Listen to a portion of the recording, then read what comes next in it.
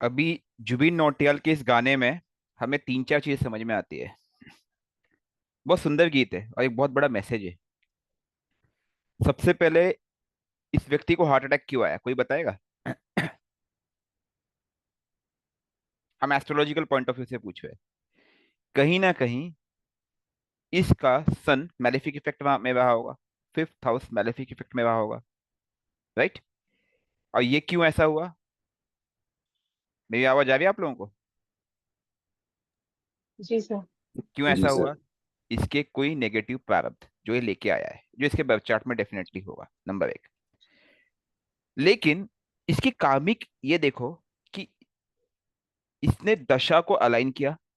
इसने 6 8 12 को यूज किया। एक छोटा बच्चा जो कि मर्क्यूरी है, ठीक है, उसको किताबें दी। एक छोटा बच्चा जो कि मर्क्यूरी है, उसकी माँ के इलाज के लिए उसने दवाइयां दी। अब पैसे दिए नहीं दिए, कुछ 700 रुपए का बिल हुआ था। राइट। रिजल्ट क्या हुआ? वो 700 रुपये उसने उस समय पे किया था। Try to understand. किसके लिए? दवाइयाँ क्या है? अगेन एलोपैथिक दवाइयाँ, वीनस सन कॉम्बिनेशन। उसके बाद उसके बाद उसने उसको शिवलिंग दिया। शिवलिंग क्या है? केतु। उसको मिठाइयाँ दी। बेटी दुखी हो रही थी, आपने देखा है। ये लोगों को हमेशा हेल्प करता था। एक टाइम के बाद, 20 साल बीतने के बाद इसको अटैक अटैक आया। ये भी इसके चार्ट में रहा होगा प्रारब्ध है। लेकिन इसने जो प्रारब्ध इस जन्म में जनरेट किए थे, क्या हुआ? ऐसा नहीं प्रॉब्लम नहीं आएगी। आपने प्रारब्ध लिया है, प्रॉब्लम कम होके आएगी आएगी, लेकिन तुम्हें सॉल्यूशन मिल गया। कैसे सॉल्यूशन मिला? 15 लाख का बिल था, उसने क्या लिखा है? ये बिल 20 साल पहले पे हो चुका है। देखा था आपने? ये लिखा था ना उसमें, जो रिसिप्ट थी। हमें क्या यस सर। मैसेज मिलता है? हमें क्या मैसेज मिलता है? 6 8 12 is a divine remedy. Divine. Divine. I am again using that word divine, try to understand. इससे बेस्ट रेमेडी मैं नहीं पाता हूँ। कुछ भी कर लूँ, कितना ही भाग दौड़ करूँ, मैं 6 8 12 से बेस्ट रेमेडी कभी नहीं पाता हूँ। आपके बड़े से बड़े तलवार को भी वो केवल एक कांटे में कन्वर्ट कर देगा। हमेशा सेवा करो। Intent. Intent matters a lot. उस भगवत से कनेक्ट हो, 8th हाउस। और इन्वेस्ट करो। विचारों का इन्वेस्टमेंट सबसे इंपॉर्टेंट होता है, क्योंकि आपका विचारों का इन्वेस्टमेंट नहीं वैसे सही होगा तो आपका कैरेक्टर नहीं बनेगा। और जब आपका कैरेक्टर में ही पॉइजनिंग होगी, तो आप अच्छे इंसान बन नहीं सकते हो। आपकी शुभ भावना आ नहीं सकती। ये गीत आप वापस से सुनना। जुबिन नौटियाल का बहुत ही सुंदर गीत है, मेरे भोलेनाथ। मजा आ जाता है। और मैं अक्सर सुनता हूँ, क्योंकि ये एक मैसेज है। यहाँ पे भोलेनाथ ने क्या किया? वो भोलेनाथ से ज्यादा उसके कर्मों ने किया। भोलेनाथ तो केवल एक केतु है, एक इंटेंट है। उस व्यक्ति का इंटेंट उस बच्चे के प्रति कितना प्योर था, कितना शुद्ध था। वो 700 रुपये 15 लाख में कन्वर्ट हो गए 20 साल में। इससे बेटर इन्वेस्टमेंट हो सकती है? बताइए। जो अटैक इसको इसको प्राणघातक हो सकता था, पीड़ादायक हो सकता था, वो झटके में निकाले, क्योंकि वो व्यक्ति डॉक्टर बना। वो बच्चा किस लिए बना? इसी के लिए बना था। Alexander Fleming. और इसकी कहानी आप जानते हो? पेनिसिलिन किसने बनाया था क्या? जिसने पेनिसिलिन का निजात किया था, अलेक्जेंडर फ्लेमिंग ही था शायद। और अलेक्जेंडर फ्लेमिंग पेनिसिलिन था, और इसका नाम क्या था? जो प्रेसिडेंट था, अरे यार उसका अच्छा खासा नाम है। प्रेसिडेंट, और जो यूएस का प्रेसिडेंट था। लिंकन। नहीं नहीं अब्राहम नहीं, लिंकन। अब्राहम लिंकन ही शायद, if I am not wrong. ठीक है। क्योंकि अलेक्जेंडर फ्लेमिंग को पढ़ाया था उसके बाप ने। ठीक है। पूरा खर्चा दिया था, क्योंकि ये पढ़ने में अच्छा था। ठीक है। इसने एंटीबायोटिक, ये जब आगे वैज्ञानिक बना, मतलब साइंटिस्ट बना, इसने पेनिसिलिन की खोज की, जिससे लाखों लोगों को बचाया जा सका। ये एक बहुत ही डिवाइन ड्रग उसने निजात किया था। और जो प्रेसिडेंट के बाप ने उसको पढ़ाया था, एक टाइम ऐसा आया जब ये बड़ा हो गया, तो इसका जो बेटा है, जो कि बाद में प्रेसिडेंट बना, वो बीमार पड़ गया। और इसी के ड्रग ने उसका इलाज किया था, इसी ने उसका इलाज किया था। मतलब क्या हुआ? इसने इन्वेस्टमेंट कभी उस बच्चे पे की थी कि ये बच्चा पढ़े, क्योंकि पढ़ने में अच्छा है। ठीक है। वो साइंटिस्ट बन गया।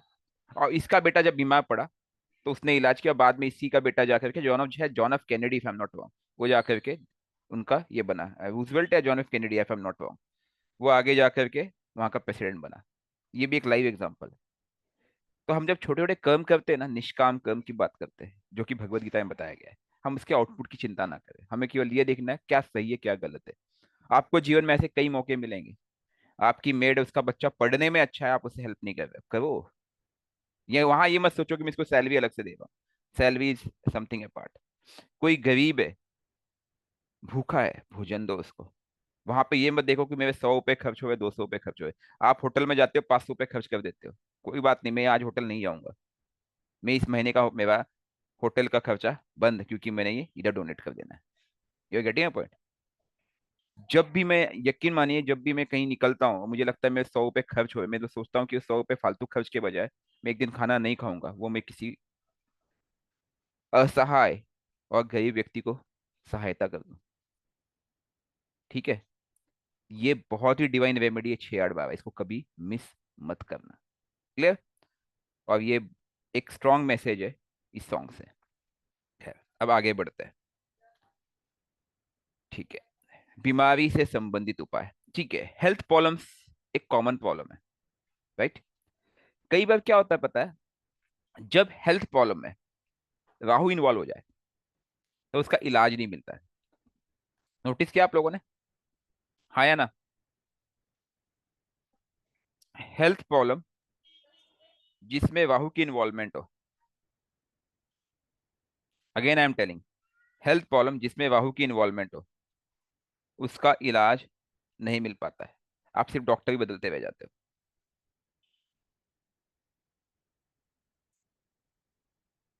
No solution.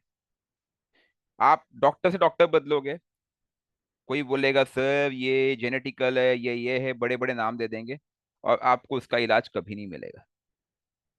क्या किया जाए? सोचा है कभी आपने? इसका एक डिवाइन उपाय पता है? 5 नदियों का गंगा स्नान, 5 नदियों का स्नान, गंगा स्नान सॉरी मैंने गलत बोल दिया, क्योंकि गंगा तो नदी एक ही है। 5 पवित्र नदियों का स्नान। अब ये कैसे काम करता है? ये पूवन है, ध्यान देना इस चीज को।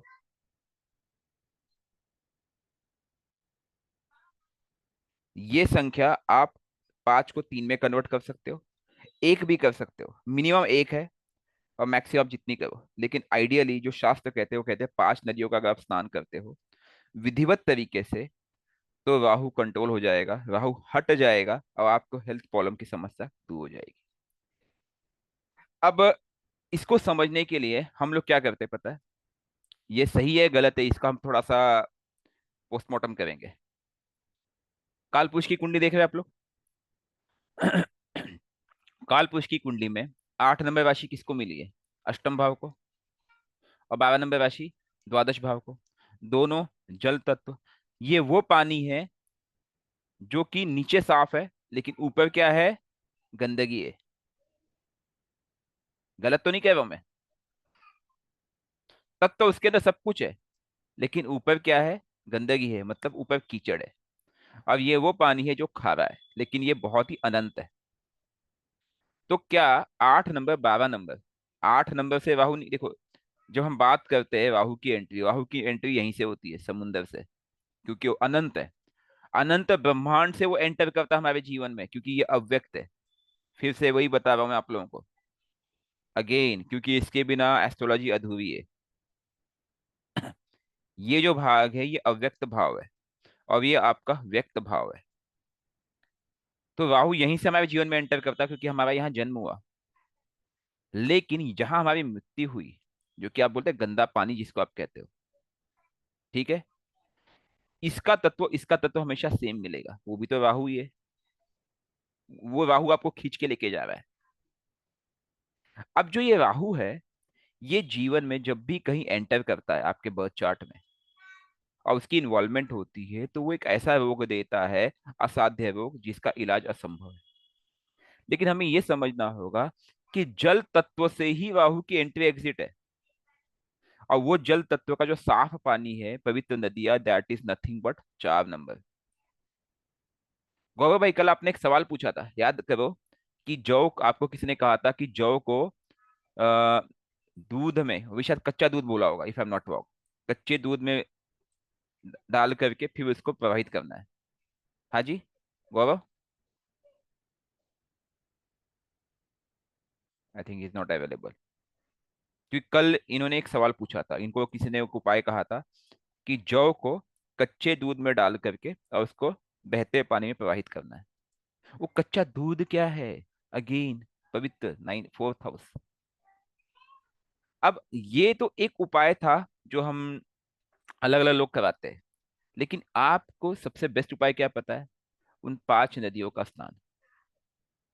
कैसे ही प्रॉब्लम। और ये स्नान आपको रात में नहीं करना है, दिन में ही करना है, सुबह से लेके शाम तक। दोपहर के 12 से 3 के बीच में नहीं करना है, क्योंकि वो बेसिकली उस समय कहीं ना कहीं आ, आसुरी शक्तियां थोड़ा सा मजबूत होती है। और जब भी आप इन नदियों का स्नान करें, जब भी करें, कुछ बातों का ध्यान देना है। नदी में जाने के बाद, नदी स्नान करने के बाद पश्चात, वहां पे भेंट अवश्य चढ़ाए। भेंट में क्या होता है? फूल।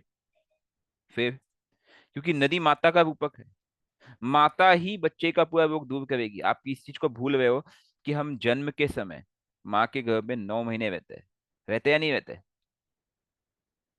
राइट। तो ये भेंट में आप क्या, फूल, अगरबत्ती, कपूर, और सबसे इंपॉर्टेंट, दीपक अवश्य जलाए।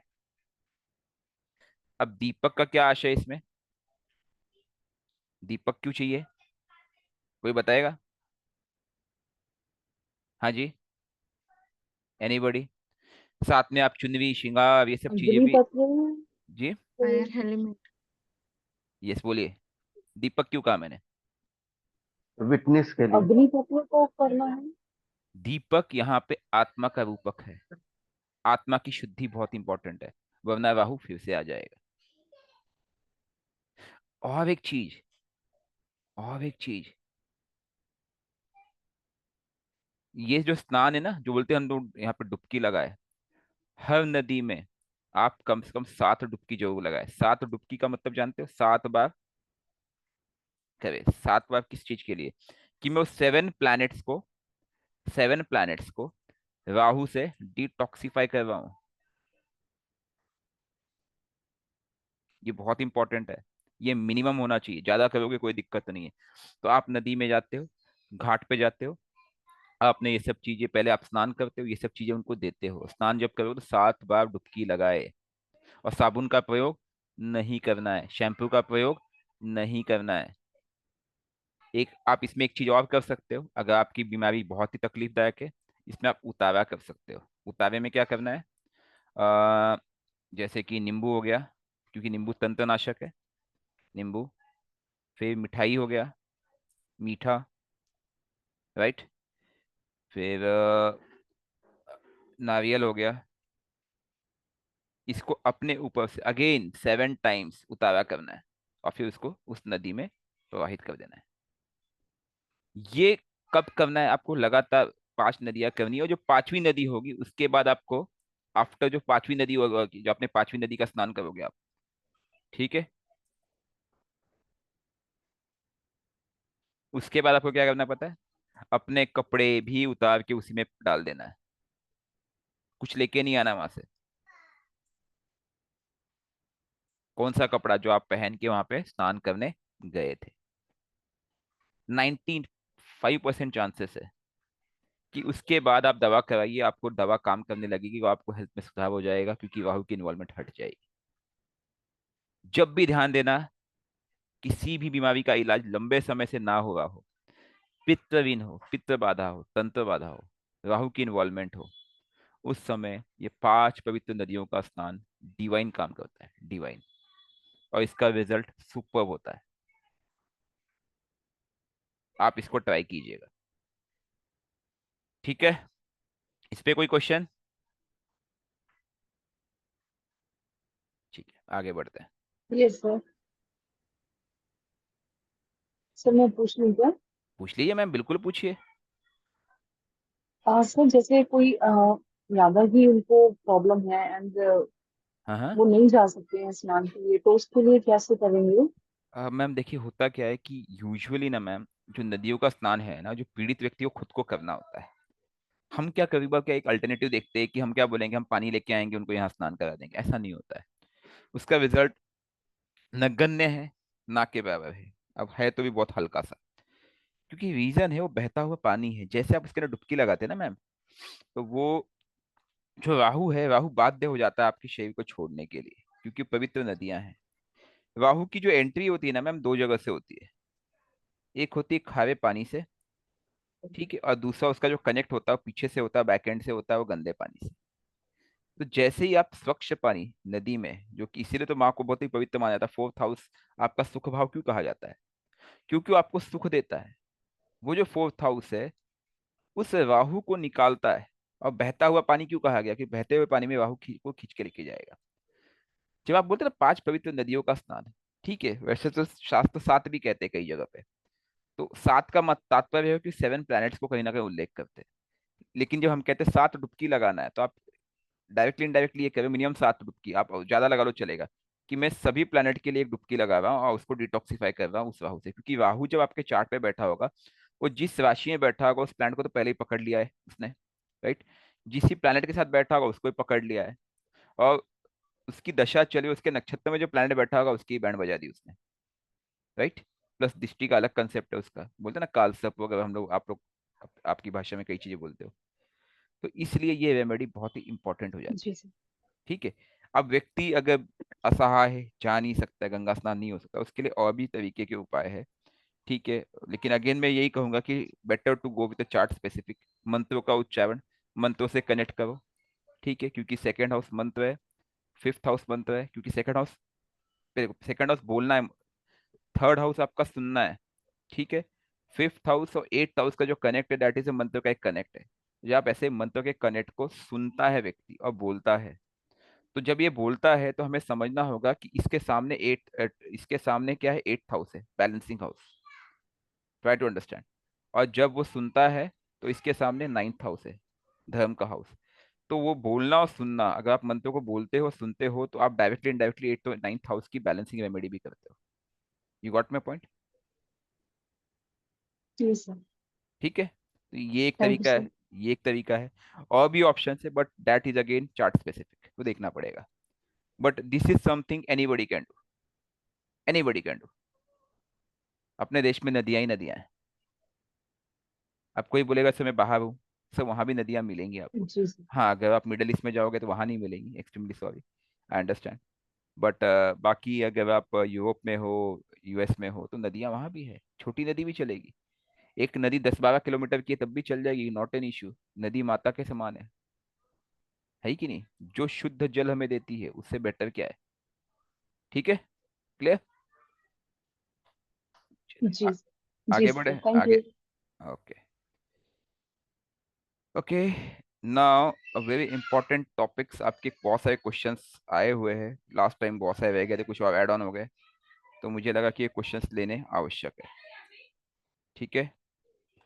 और जो भी क्वेश्चंस चैनल पे आएंगे, मैं सोच रहा हूँ कि वीक में एक सेशंस लेंगे हम लोग, ठीक है। और we will try to close it out, ठीक है जी।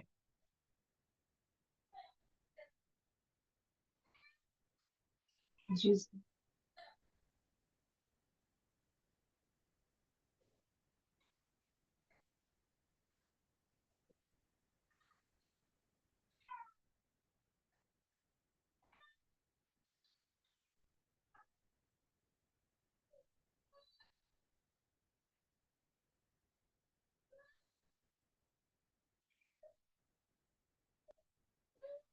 ठीक है। एक क्वेरी थी, Ketu is controlled by Lord Ganesha. देखिए, जब हम केतु की बात करते हैं ना, तो केतु का कनेक्ट गणेशा से है, इसमें भी कोई शक नहीं है। बट केतु का कनेक्ट शिव जी से भी है। कैसे? क्योंकि केतु क्या है, एक साधक का रूप, एक जड़ है, एक चेतन जड़ है। जब हम कहते हैं आत्मा यहाँ प्रवेश करती, तो आत्मा भी तो चेतन जड़ है, जो कि शंकर जी के यहाँ से एंटर करती है, राइट। तो और केतु को क्यों गणेशा से क्यों कनेक्ट किया गया है, ये हमने पहले भी क्लास में बताया हुआ है, राइट। इसके पीछे कारण है, क्योंकि जो लॉर्ड गणेशा है, उन्होंने अपने इंद्रियों को वश में कर रखा है, राइट। इसीलिए उनको क्या कहते हैं, उनको हम लोग क्या कहते हैं, गुणेश। याद करो क्लास हमने जब वो ली थी लॉर्ड गणेशा की, जिसमें हमने दिखाया था कि 9 के 9 ग्रह उनके कंट्रोल में है। याद आ रहा हो क्लास? Yes sir. जी सर। इसीलिए केतु का लिंक गणेशा से किया जाता है, इसमें कोई शक नहीं है। और जब भी कोई पूजा की जाती है, हम क्या कहते हैं, ओम गणेशाय नमः। मतलब 9 ग्रह कंट्रोल करके हम आगे बढ़ते हैं। तो this is the basic logic है, सही है। बट एक्चुअल में जब हम बैलेंसिंग की बात करते हैं, तो केतु के लिए एज अ साधक हम शंकर जी से लिंक करते हैं। और in fact don't forget, Ganesh ji भी शंकर जी के ही पुत्र है, राइट। और जब आप उसको एक स्टेप आगे बढ़ते हो, तो गणेश जी के पास भी शंकर जी के ही गुण है एज अ साधक, ठीक है। इनके पास इंटेलेक्ट सबसे इंपॉर्टेंट है। इसलिए कि आपने देखा होगा केतु को, जब चार्ट केतु को देखोगे, तो केतु के एक तरफ कौन है, दशा नक्षत्र में मर्क्यूरी है, और दूसरी तरफ कौन है, वीनस है। हमें ये नहीं भूलना है। मर्क्यूरी क्या है, एक बालक का रूप है। So this is correct, this is not wrong. Okay, next question. Yes sir, जैसे जुपिटर एंड केतु का दशा चलती है, और महादशा जुपिटर एंड फिर केतु, मैम तो क्वेश्चन, उसके लिए हमने गंभीर चीज। मैम देखिए देखिए देखिए, something personal but try to understand. जैसे आप कहते हो मेरी जुपिटर की दशा है, तो 6 स्टेप रेमेडी फॉलो करो। जुपिटर केतु के साथ है, तो जुपिटर कहीं ना कहीं कहता है कि तुम मुझे रूट से कनेक्ट करना है। आप इनके स्वभाव को समझिए। केतु का एक अपना स्वभाव है, जुपिटर का एक अपना स्वभाव है। जुपिटर इंटेलेक्ट है, जुपिटर नॉलेज है, राइट। जुपिटर ज्ञान है, और केतु क्या है, जड़ है। तो किसी भी ज्ञान को जब आप रिफाइनमेंट जड़ से कनेक्ट करके देखोगे, तो वो Jupiter Ketu combination, right. Basic remedy कीजिए आप दशा लॉर्ड के सिस्टम से, नॉट अ बिग डील। ठीक है मैम। जी, thank you. Okay, how can we serve pitras during Amavasya, what we have to do, please tell me. देखिए, पितृ क्या है, आप जब पितरों की बात करते हो, तो हमारा जो पितरों का कनेक्ट है, पितरों को कौन से प्लैनेट से हम देखते हैं, राहु। राहु। राहुल राहुल। परफेक्ट। राहु के पास कौन सा हाउस है, राहु के पास कौन 11th। सा हाउस है, 11th हाउस है। इसीलिए इच्छा पूर्ति को हम क्या बोलते हैं, 11th हाउस। बोलते नहीं बोलते? कालपुरुष की कुंडली में 11th हाउस कौन सा है, राहु के पास दिया गया है। शनि का दूसरा घर है, शनि ने उसको दे दिया है। और हम हमेशा क्या बोलते हैं कि बॉस, आपकी जो इच्छा पूर्ति है वो 11th हाउस है, जो आपके लाभ का घर है। बोलते नहीं बोलते? हाँ जी। ये शनि के 2 घर में से इस घर को हम लाभ का घर मानते हैं। देखो, लाभ कब देगा पता है, ये चीज मैं इसलिए कई बार आप लोग को चिल्ला चिल्ला के बोल चुका हूँ। वो लाभ तब देगा जब आपके पितृ आपके साथ होंगे। जब आपके पितृ ही साथ नहीं होंगे, तो लाभ कैसे मिलेगा, मुझे बताइए। एम आई राइट, रॉन्ग? हाँ। जी सर। तो राइट यहाँ, सर। तो हमें उन पितरों का उपाय करना पड़े। अब हम क्या बोलते हैं कि हमें उपाय कब करना, अमावस्या को। अमावस्या क्यों, अमावस्या को होता क्या है, नो मून डे। जब मैं कहता हूँ अमावस्या, तो अमावस्या वो टाइम है जब पूरा का पूरा अंधकार छा जाता है, राइट। जब मैं धरती की बात करूँ, तो धरती के एक तरफ पूरा का पूरा अंधकार छा जाता है, और मेरा जो मून है वो कहाँ आ जाएगा, सन के अपोजिट साइड। सपोज मैं कहता हूँ ये, तो मेरा जो मून है वो यहाँ कहीं होगा, पूरा अंधकार छा जाएगा, हमें मून बिल्कुल नजर नहीं आएगा। तो ऐसे केसेस में आप क्या करोगे। अब यही समय कब होता है अंधकार का, क्योंकि सैटर्न और राहु ये अंधकार के कारक है, क्योंकि हमें अंधकार हमारे अंधकार में ही हमें वो सजा दे देंगे। और जो वो किस चीज के लिए? जो हमने गलत चीज, जो हमने काला काम किया हुआ है। इसलिए सैटर्न भाव साथ में आते हैं। तो आप क्या करते हो उस समय? पितरों के समक्ष जो भी, मतलब अमावस्या के दिन आप जो भी पुण्य काम करते हो, जैसे कि किसी गरीब को भोजन करा देना, गरीब को भोजन, फिर दान, फिर गंगा स्नान या पवित्र नदियों का स्नान, फिर व्हाट एल्स, हवन। अब मैं हवन क्यों बोलूं? हवन बहुत इंपॉर्टेंट रेमेडी हो जाती है यहाँ पे। जैसे आप हवन करते हो, यज्ञ कुंड बना के आप जैसे हवन करते हो, आप क्या करते हो? आप स्वाहा करते हो। आप जैसे कुछ चीज स्वाहा करते हो, वो डायरेक्ट वायु फॉर्म में कन्वर्ट होता है। What you are doing, you are converting prithvi tattva, jal तत्व, ठीक है, को अग्नि का यूज करके वायु तत्व में कन्वर्ट करते हो। और राहु का लिंक वायु तत्व से है, क्योंकि वो सैटर्न का घर मिला, सैटर्न का साथी है। You getting my point? और खास करके आपके चार्ट में राहु जिस तत्व में बैठा होगा, उस तत्व को जो इन्वॉल्व करना चाहिए। ठीक है? आप खुद देखोगे कि एक बहुत डिवाइन रेमेडी हो जाती है। हवन देते जाओगे, राहु जो आपके पित्र है, आपकी सहायता करने के लिए तत्पर हो जाएंगे। This is the best way to serve your पितरास।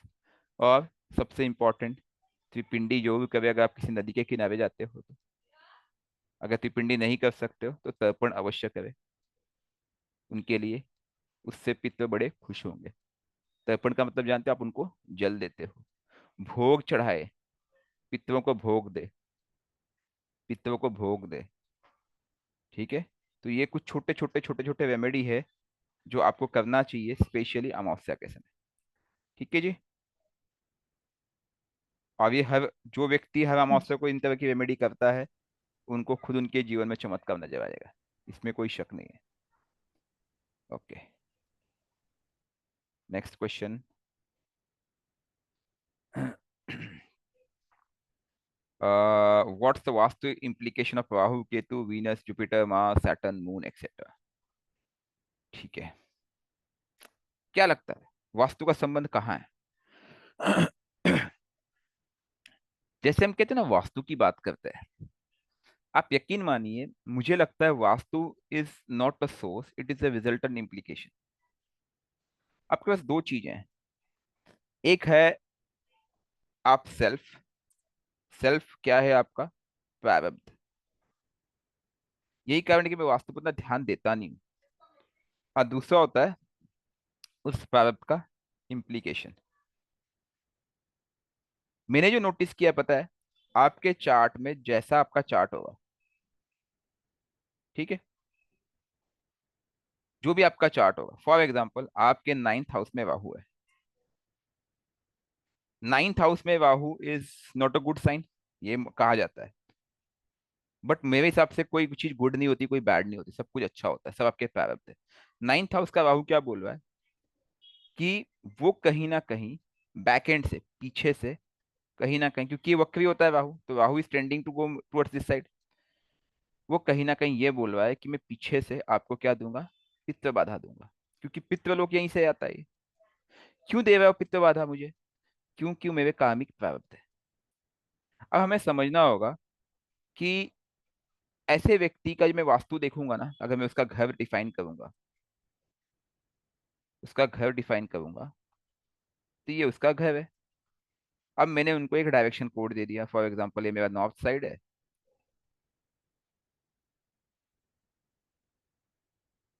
North side है, ठीक है, ये मेरा ईस्ट है, ये मेरा वेस्ट है, और ये मेरा साउथ है। अब जो नॉर्थ ईस्ट है, वो कोना कहीं ना कहीं धर्म स्थान कहलाता है। एम आई राइट, रॉन्ग? सही कह रहा ना मैं? गलत हो तो बता देना आप लोग। ये मेरा धर्म स्थान है। और जो साउथ ईस्ट है, जो साउथ वेस्ट है, सॉरी, वो ठीक उसके अपोजिट है, वो ठीक उसके अपोजिट है।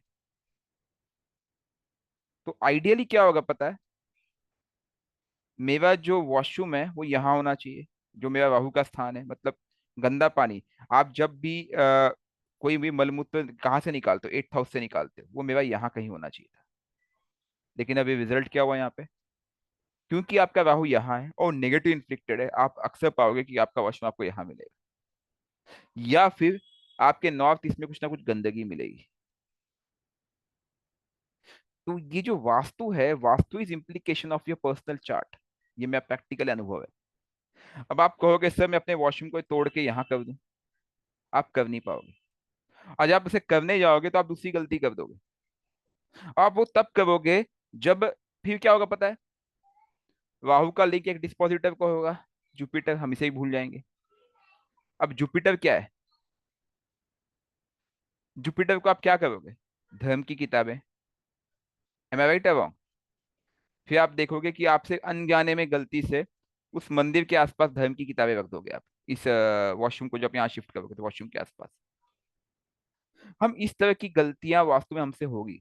तो बेसिकली जो वास्तु इम्प्लीकेशन है वो हमारे प्रारब्ध से लेंगे, हमारा फोकस प्रारब्ध पे होना चाहिए। जैसे आप प्रारब्ध पे काम करने लगते हो, वो प्रारब्ध जैसे ही नेगेटिव प्रारब्ध जैसे ही कम होने लगता है, वो खुद वास्तु के हिसाब से आपके घर में खुद आपसे एडजस्टमेंट कराएगा, खुद कराएगा। और इसलिए मैंने नोटिस किया कि कई बार लोग ना वास्तु में बहुत छेड़छाड़ करते हैं, लेकिन रिजल्ट उनके पास नहीं रहता है। क्यों नहीं रहता पता है, क्योंकि वो पावर पे फोकस नहीं होने की वजह से वो एक तरह से लीक कंटिन्यूअसली चल रहा है।